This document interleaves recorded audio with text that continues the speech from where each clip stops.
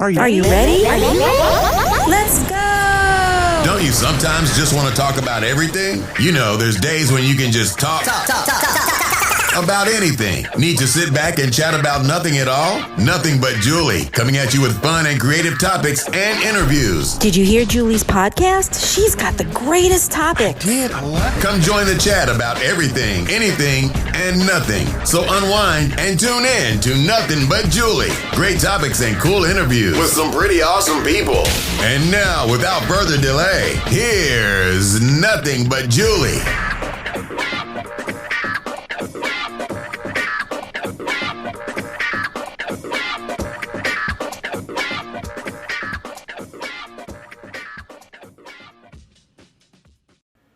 Well, hello, everybody. Thank you so much for joining me. This is Julie Schrager, your podcast host for the Nothing But Julie podcast. Yes, it's been a minute. My apologies. I have received your DMs and I have received your emails, and I am truly, truly sorry. It has been a minute since I have posted a podcast. And like I have explained to many of you that have DM'd me, I am working full-time. I am trying to keep up with my exercise and my family and all the other things I need to do. And I have been skipping out on a bunch of episodes, but I am now back with some new episodes, and I am truly grateful that you've stuck around. So let's get started. This week in the United States is Teacher Appreciation Week. So I thought, what a great idea if I just sneak up on some teachers that I work with at a private school and see if they would like to just do an out of the blue, random, 2-minute interview with questions that some I might have given ahead of time, but many have not. I love doing this. I love doing it randomly, and I am so happy that they were all so awesome to let me do this and take the time to do this. So I truly appreciate teachers. I truly appreciate where I work. And I think that Teacher Appreciation Week should actually be celebrated every day of the year, because we have all been influenced by at least one teacher in our life. Let's all be honest, and I'm sure that we can probably all remember one that has had an impact on us. For me, it's Mrs. Cento, who was my second grade teacher. I had an issue in a class with a teacher who was being verbally abusive to me. My mom went directly to the principal, said, "I want my daughter out." The principal had said, "You know that there's only a few months left until the end of the year." And my mom said, "I don't care. Get her out." So they put me in Mrs. Cento's class, who I remember looked like Snow White with long red nail polish, or I should say long nails with red nail polish. And I was lucky enough to get her in the 3rd grade. And what a difference it made. She was truly my inspiration, and I realized at a very young age that there really are kind people in the universe, and wow, they really are teachers. And if you were lucky enough to have one like I did, and I'm sure you did, then that is why I decided to celebrate Teacher Appreciation Week by randomly going up to these teachers and asking them random questions. So I hope that you enjoy. Without further ado, here is the Nothing But Julie Teacher Appreciation Podcast. And as always, you can go on to my Instagram or Facebook page at Nothing But Julie. You can see highlights and all of the episodes, or also you can go on to any streaming service, Spotify, Google, and I'll be there. We're going to start off with Mr. Milton Stern. Hello, Milton. How are you today? I'm good. I'm doing fine. Wonderful. Why don't you tell everybody what it is that you teach? I teach high school English and journalism. Wonderful. And have you taught in the past? I started off as a teacher in the 80s. I was supposed to be an elementary school teacher, but ended up in a high school because there were no openings. After 7 years, decided It wasn't for me. Went into the corporate world for 26 years and returned to teaching in Israel, teaching English, and came back to the United States in 2020 and went back to teaching in a high school. What was it like being an overseas teacher? It was very interesting. I got to work with adults, and I got to work with various ministries within the government, helping them with their communications with their American counterparts and sometimes their British counterparts. It was very interesting. Wow, that's wonderful. So what do you think about the students here in the States versus in Israel? The standards, I've worked with students in other countries too, but the standards here in the United States, sadly, I think are a little bit lower, what we expect from our students. They're like the mathematics levels that they're taking in 8th and 9th grade. In many other countries, they're taking in 4th and 5th grade. Oh, wow. Yeah. That's very interesting. Yeah. And is there a hobby that you like? Well, I'm into antique cars, and I write for a car magazine. What car magazine is that? Crankshaft Magazine. Very cool. All right, Milton, thank you so much. Okay, Jamie Berger, if a teacher wasn't a teacher, what do you think he or she would be? I think Mrs. Epstein would be a psychologist because she's really good at understanding her students' emotions. Next up is Mrs. Ellen Chait. Good morning, Ellen. How are you? Good morning, Julie. So now, Ellen, you used to be a teacher, and now you are part of the administration. So let's just delve into when you were a teacher. What subject did you teach? I was the department chair for science, and I taught physics, chemistry, and biology. Is that it? That's enough. Who are some notable educators who have inspired you? They can even be famous educators. Neil deGrasse Tyson. Love him. Yeah, I just find his intellect is so stimulating. Stephen Hawking.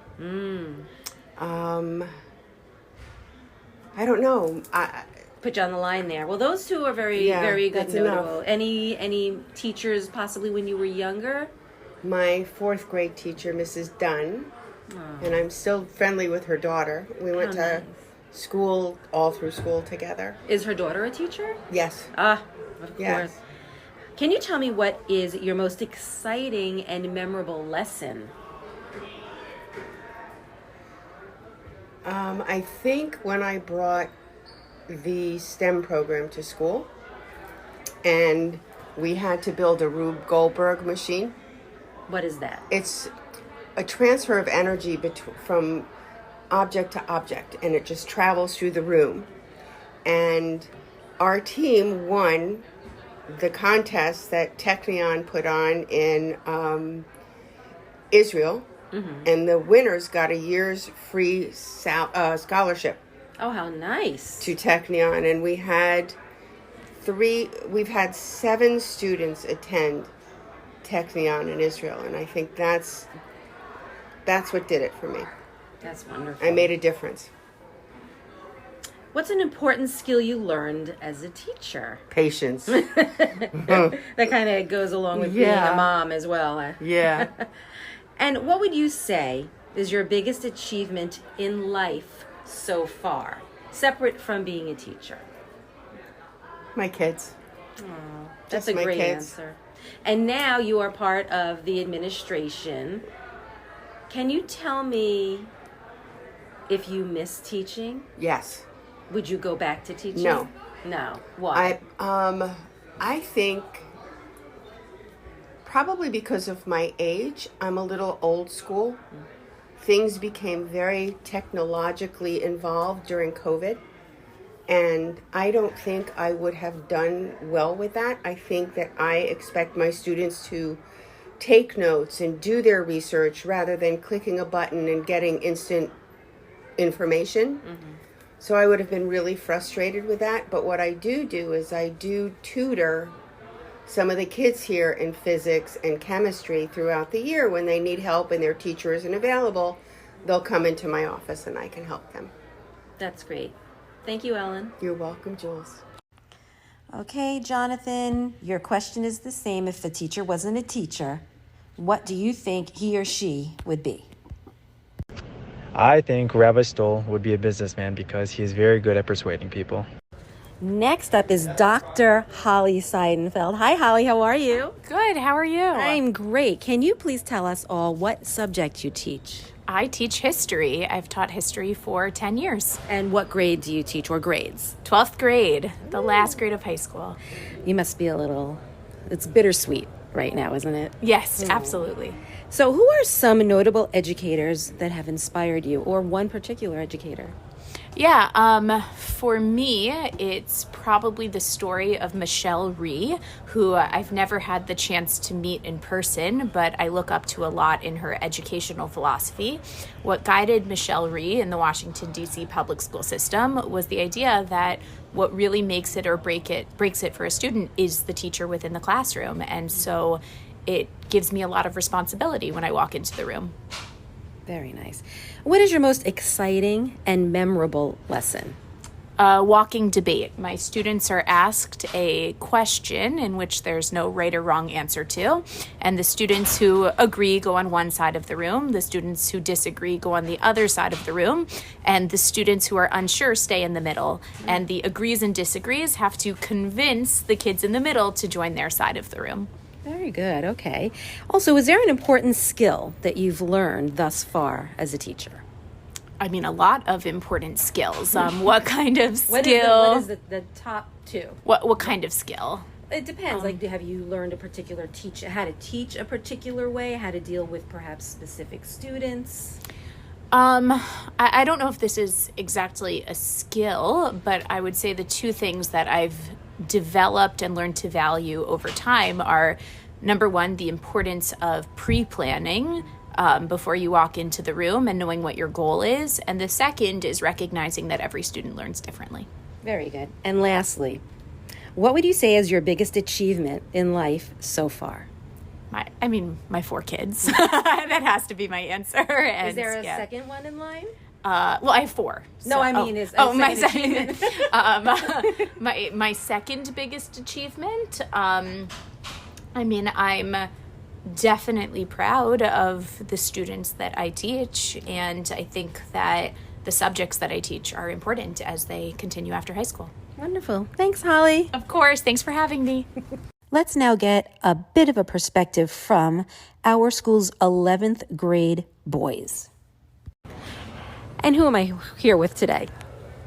David Feldman. Hey, David, answer a question for me.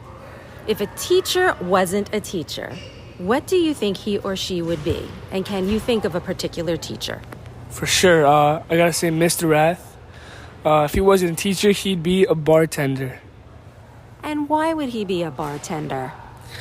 Just his energy, his vibe, you know. He's a cool guy. Very nice. Okay, thank you. Okay, next we have... Benny Cement. All right, Benny. If a teacher wasn't a teacher, what do you think he or she would be? I think Dr. Isaacson, if he had not become a history teacher, he would definitely become an attorney because he's very smart. And how smart is he? He knows everything. He knows the law very well. Very good. And what is your name, sir? Gabe Bime. All right, Gabe, ready for the question? Yeah. If a teacher wasn't a teacher, what do you think he or she would be? I think Rabbi Frager would either be in like a band that travels the world or just learning all day. That's kind of what I see him as. He does like music, doesn't he? Yeah, greatest musician in the school. Aw. Okay, and now we have... Tamir Cohen. Okay, ready for your question? If a teacher wasn't a teacher, what do you think he or she would be? I would think Rabbi Jacobs would probably be into business in some type of way. I don't know what he would be exactly, but he would for sure be in a business position, just based on the way he talks and how he communicates with people, and he gets his point across. Well said. Thank you very much.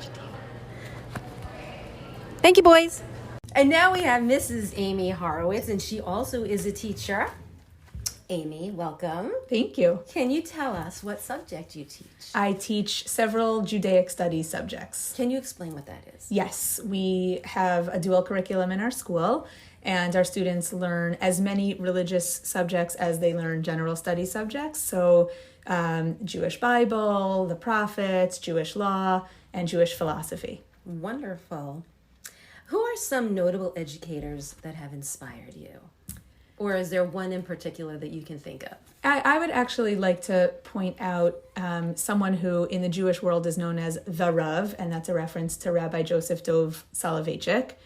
And what inspired me about the Rav is that he was really one of the first, or if not the first, to really view religious girls' education as equivalent to religious boys' education.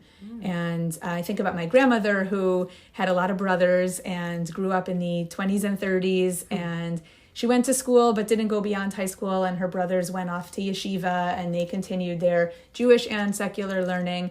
And although there were others before the Rav who understood that girls should and could be learning at a higher level, it really was Rav Soloveitchik who saw girls as having the exact same potential as boys to learn the highest level of Judaic studies. And since I am a Judaic studies teacher and I teach girls, that's very inspirational to me. That's wonderful. Wow, that's a great story.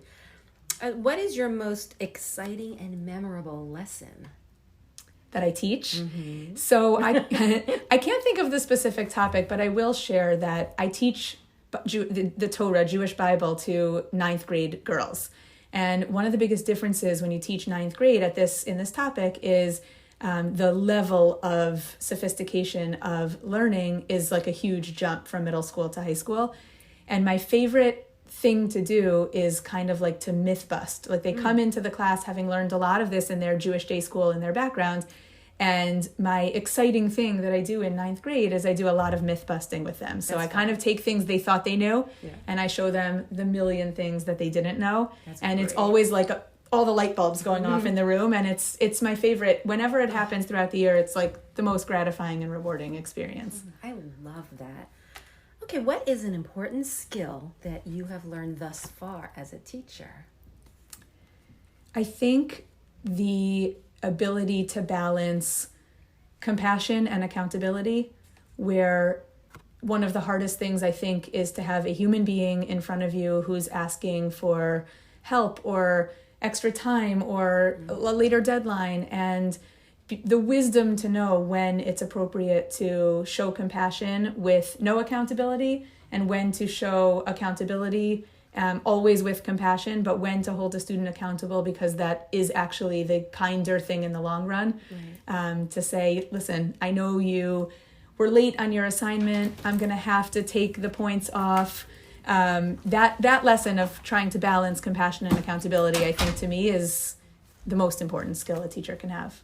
Wonderful. And lastly, what would you say is your biggest achievement in life so far? Well, I'm a mommy as well as a teacher, and my 3 amazing teenage children are by far and away my greatest achievement. And I really can take very little of the credit because they're wonderful people on their own, but they are what I am the most proud of. They're spectacular human beings about to be adults, and I'm really, really proud of that. Wonderful. Well, thank you, and happy Teacher Appreciation Week. Thank you.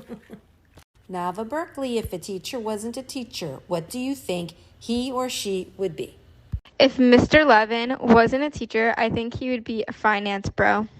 And now we have Akiva Wolk with us. Hello, Akiva. How are you today? Good. How are you? Very good. Can you please tell us what subject you teach? I teach Gemara and Jewish law halacha.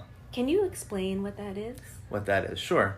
So Gemara or Talmud is a set of teachings, a recording of conversations, discussions, and arguments that our rabbis had over the laws in the Torah, in the Bible, and they go through literally every topic in the Bible and try to essentially figure out what does God want us to do.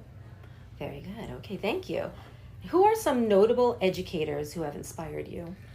Thank God I've had a lot of great teachers over the years. One, I would say, I guess, earlier on in my life that I always think about is Mrs. Heisey. Mrs. Heisey was my 7th grade history social studies teacher.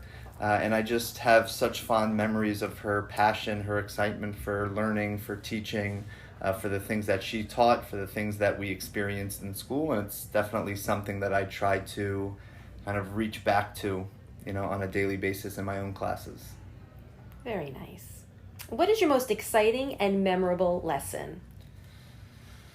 If you could pick just one. If I could pick one,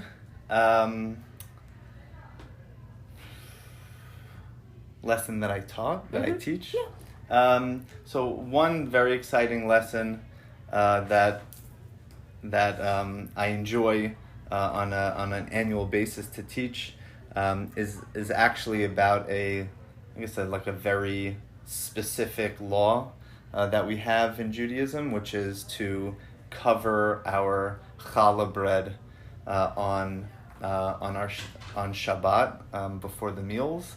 And it's something that it gets intricate, but because our students are so familiar and so used to it, but don't necessarily know or understand why we do it, it's always exciting to kind of give them that behind-the-scenes tour of something that they've done their whole life, but not necessarily understand why we do it. Okay, wonderful. And what is an important skill that you learned as a teacher? Definitely patience. I wish I had as much patience for my own children at home that I do in school, but certainly having patience with our students is something that I've learned and hopefully I've gotten better at over the years. Okay, now this could be about teaching or this could be personal. What would you say is your biggest achievement in life so far? Oh, gee, okay. That's a tough one. Biggest achievement in life. I didn't do much there. Biggest achievement. I would say so far my biggest achievement is together with my wife, building a semi-functional home with our children. That's pretty significant. Okay, that's a great answer. Well, thank you very much. Appreciate it. Thank you. And now I have with me Susan. Susan, what do you teach? Math. And also I have with me Dina. Dina, what do you teach? I teach law. Okay, you ready for your questions? Well, you said math and law, so next is, who are some notable educators who have inspired you? Joe Bowler out of Stanford University. Why is that? She just has a new way of teaching math, trying to get kids to think for themselves and also get up and move around. Not just do worksheets and compute problems, but apply it. And you? I would say so many of my professors in law school inspired me by the way they teach, which is the Socratic method, which isn't really done as much. But I try to incorporate it, and I feel like it makes students more engaged and active, and they like it. Okay. What is your most exciting and memorable lesson? There's this lesson I do every year in geometry where we go outside and using similar triangles, we can estimate the height of trees or light poles. So that's one we look forward to every year. Love that. And what about you? Okay, so the most memorable lesson is when I have somebody run into the class and take something off the desk and run out. And it's amazing. Its students cannot remember the details of the person, which proves how unreliable eyewitness testimony is. Wow. That is, wow. Like that answer very much. Okay. What is an important skill you learned as a teacher? Patience. That's like the number one answer everyone's giving, which is fine because it's true. Patience and flexibility. Just as soon as you decide very certainly what you're going to do, it will change in every way. And Dina? I would say humility. When I have a student that I can't figure out or isn't behaving the way I want, I get curious and I feel like, what is it I could do differently that would make them behave differently? Okay, and this last question, it could either be from a teacher point of view or personal. What would you say is your biggest achievement in life so far? Susan? Tick tock, tick Dina, do you want to go first? I'm thinking too. Oh my goodness, okay. So Susan's going to answer that right now. I think getting a math degree. Oh, okay. Yeah. When I was younger, I wouldn't have had the confidence. But then I got my degree at an older age, and I worked really, really hard. And I'm really glad that I have it now. But it was really tough. I'll bet. And Dina, what about you? I will go with a boring answer and say my family and my children, who have already surpassed anything that I have or will ever do. Thank you, ladies. Appreciate it. Thank you. Thank you. Next up, Naomi Paredes. The question for you is exactly the same. If a teacher wasn't a teacher, what do you think he or she would be? I think Mrs. Pearl would be a baker because she makes the most awesome challah. I would like to welcome Shandy Hochner. Shandy, can you tell us what you teach? I teach English and I work in the programming office. Who are some notable educators who have inspired you? Kyla Crowther. Can I say why? Absolutely. Because she is always very on top of her game, very prepared. She's an amazing classroom teacher. I had a child in her class who learned so much and applies what she learns now, even though she's no longer in her class. And she's also just an inspiration as who she is as a person as well, which might be the best part of being a good teacher, because when the kids respect you and look up to you and know how amazing you are as a human being, it makes them want to learn from you. Well said, Shandy. Thank you. What is your most exciting and memorable lesson? So anyone who knows me knows that I'm obsessed with teaching The Great Gatsby. And my favorite thing to do is I do a 1920s day with my students, and everyone comes dressed up from the 1920s, and we have snacks that are like symbols of the book, and we just have a great time and kind of immerse ourselves in that time period in order to prepare us to really learn and understand what's going on. Wonderful. Okay, and what is an important skill that you have learned as a teacher? I think working on my patience has been really important to me. I don't know if I'm so good at it, but I've been trying to work on it more and really also seeing each student as a whole person and not just as who they are inside my classroom, which is really where the programming part of my job kind of comes in. When I know that there's a student who's in a certain club or loves something or participates in a certain sport, I'm able to kind of draw that out also in class, which I think is very helpful for me. Okay, and last question. This can either be personal or from a teacher point of view. Oh, no. What would you say is your biggest achievement in life so far? My children. Now it's time to hear from the 11th grade girls. And it is the same question that I asked the boys, but from the girls' perspective. Okay, and now I have with me Danielle. Hey, Danielle, what grade are you in? 11th. All right, Danielle, if a teacher wasn't a teacher, what do you think he or she would be? If Miss Crowther wasn't a teacher, she would be a lawyer. And why is that? Because she's very good at debating. Oh, good answer. And what is your name? Hi, I'm Mimi. Mimi, what grade are you in? I'm in 11th grade. All right, Mimi, same question. If a teacher wasn't a teacher, what do you think he or she would be? If Miss Milback wasn't a teacher, I think she would be some crazy NASA scientist because she is a genius. Very nice, thank you. And what is your name, please? Talia. All right, Talia, same question. If a teacher wasn't a teacher, what do you think he or she would be? I think Mr. Scott would be an NFL player. Why is that? Because he played college football. Thank you for that. And what is your name? Hadassah. Hadassah, if a teacher wasn't a teacher, what do you think he or she would be? I think Mrs. Marcus would be a daycare teacher. Why is that? Because she really likes children. What's your name, please? Leora. All right, Leora. Same question. If a teacher wasn't a teacher, what do you think he or she would be?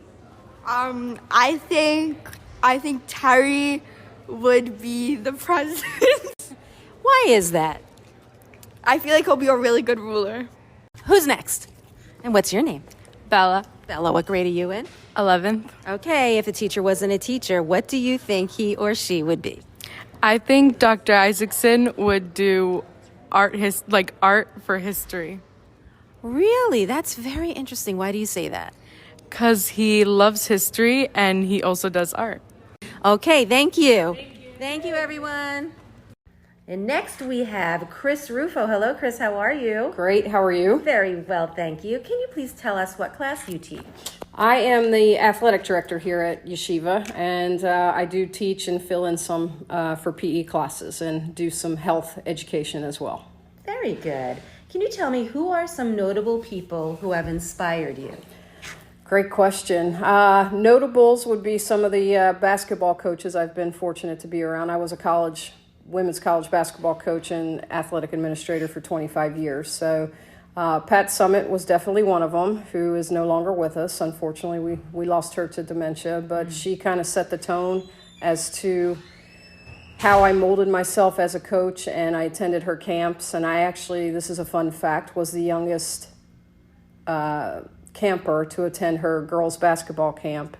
And she told my dad when he begged to let me in that if I couldn't hack it, he had 4.5 hours to come pick me back up. We were in Atlanta at the time, and Knoxville was 4 hours. She said, I'll give you a 30-minute window, but if she can't hack it, I'm going to call you and you come back up and you pick her up. So, and I was fortunate enough early in my career to sit with her and talk with her and get some of the ins and outs of coaching college basketball. So that's pretty much how I got my career started, and she was a huge influence on me. Wow.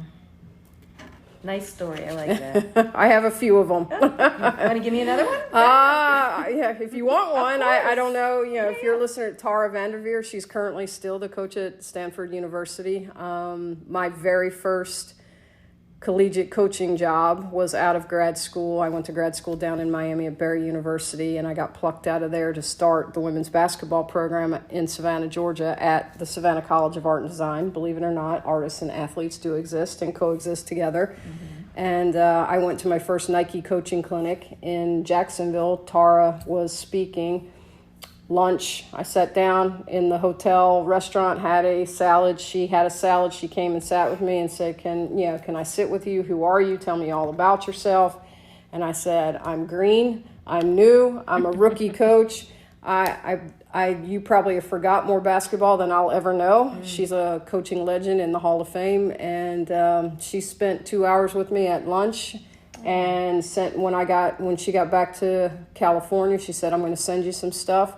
She sent me her whole collegiate inbound series notebook, and to this day, when I've coached, I still have it and I still use it. Wow. So very fortunate to cross paths with some of the legends in our game. That's amazing. Okay, what are some motivational activities that you might be doing with some of your students? Well, we talked a little bit about COVID, and I don't want to bring up a bad subject, but actually here at KYHS, when we went into COVID, I did a little 30 for 30 series, or a 3 for 30. We had the students that were off campus. Obviously, we were remote learning, but as the athletic director and somebody who was doing PE, we had the students, and then I got the staff involved. It was 3 days a week, 30 minutes a day, and they had to do some type of activity. And I asked them to send me pictures of them, whether they were riding a bike, taking a walk, playing soccer, whatever they were doing when everybody was pretty much locked down during COVID. And it became a weekly contest. And I said, I will draw names, a male, a female, and a staff member. Whoever sent me their activities and logged it, that when we got back to school, they each got Nike prize packs. So that was, it was a little bit, that kept them going, which kind of kept me going. And so I would take my picture with whatever I was doing as well. And I live on the beach, so walking on the beach is my big, That's so therapeutic. It is. I think I walked 250 miles last summer on the beach. Wow. So that's something that I do, that I kind of passed along to the kids during COVID, and it's something I still do, and I do it probably 5 times a week, if not more, every day during the summer. Would you say that the kids are part of your motivation? Absolutely. Absolutely. As a coach, one of my philosophies was I wouldn't ask somebody to do something that I wasn't capable of doing.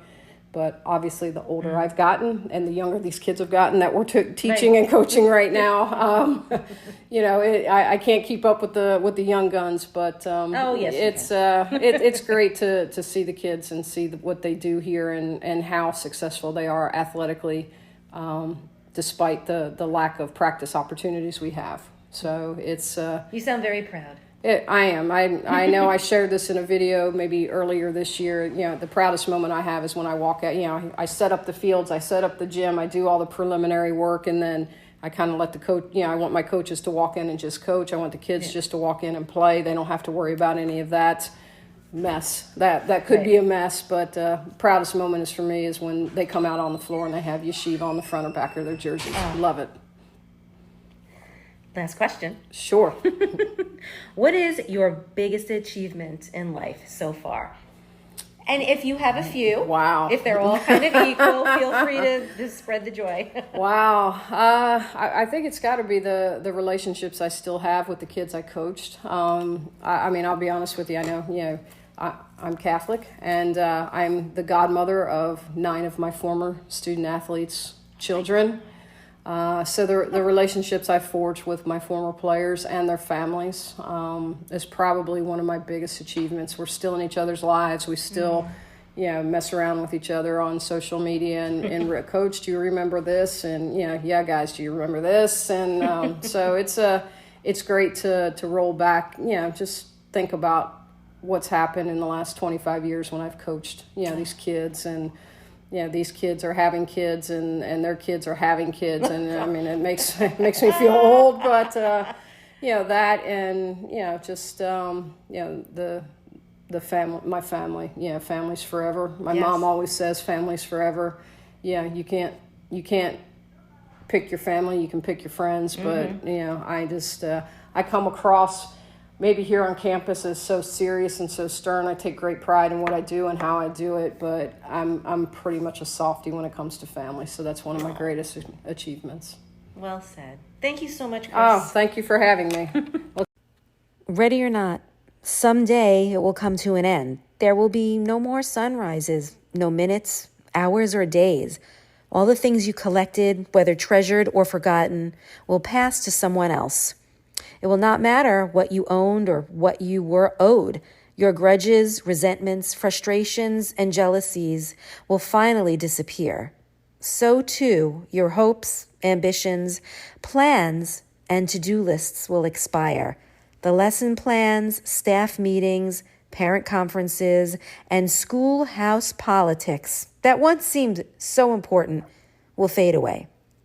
The annual parade of fresh faces will end, and the noises of chattering children, shuffling feet, and slamming lockers will be heard no longer. It won't matter how much you earned, the car you drove, or the street you lived on in the end. So what will matter?